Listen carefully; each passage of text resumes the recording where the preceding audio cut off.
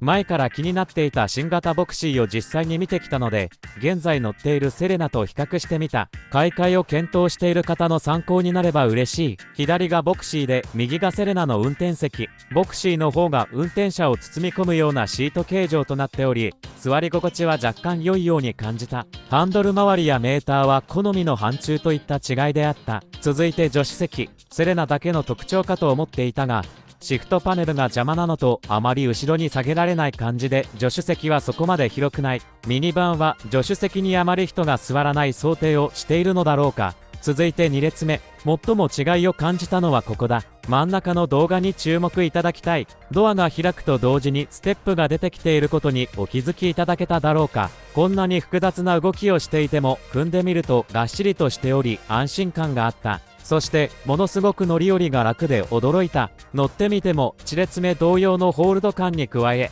両側に角度が変えられる肘置きがあるのは良かった。そしてグレードによってはオットマンまであり最高の座り心地であった。続いて3列目。跳ね上げ式の収納は便利なのかもしれないが、先ほどまでのホールド感はなくなり、仮設シートといった座り心地になってしまった。セレナのように前後スライドもできず、2列目をゆったり座れるポジションにした際は狭い。2列目のボクシー、3列目のセレナといった感じだろうか。何人乗るかや誰がどの席に座るかでどちらにするのかを検討するのが良さそうだ。続いてバックドア。左の動画にあるように開閉は自動で力がいらない。ただ側面にボタンがあり、どこにボタンがあるのか分かりづらい初見殺しの仕様となっている。両サイドにボタンがあるようだ。途中で止めることもでき、狭いところでも開閉操作ができるようだが、半開き状態では荷物の出し入れが難しそうだ。非力な方には自動で良いのかもしれないが、マッチョな私個人としてはセレナのデュアルバックドアの方が好きだ。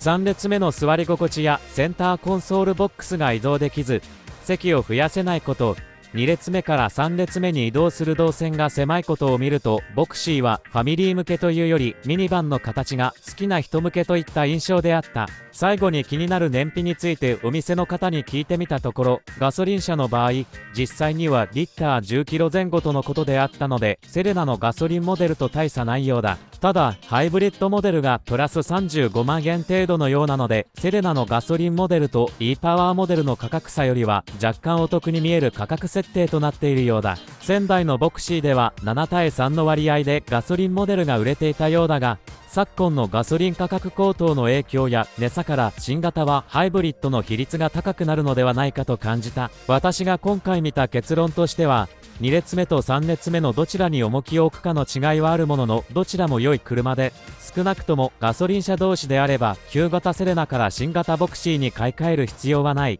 ただハイブリッドや e パワーへの買い替えであれば検討しても面白いかもしれない。その際は中古車買取の相場がどうなっているかも合わせて見ておくと良いと思う。というわけで今回も最後まで動画をご視聴いただきありがとうございました。動画が面白いと思った方は高評価とチャンネル登録をぜひお願いいたします。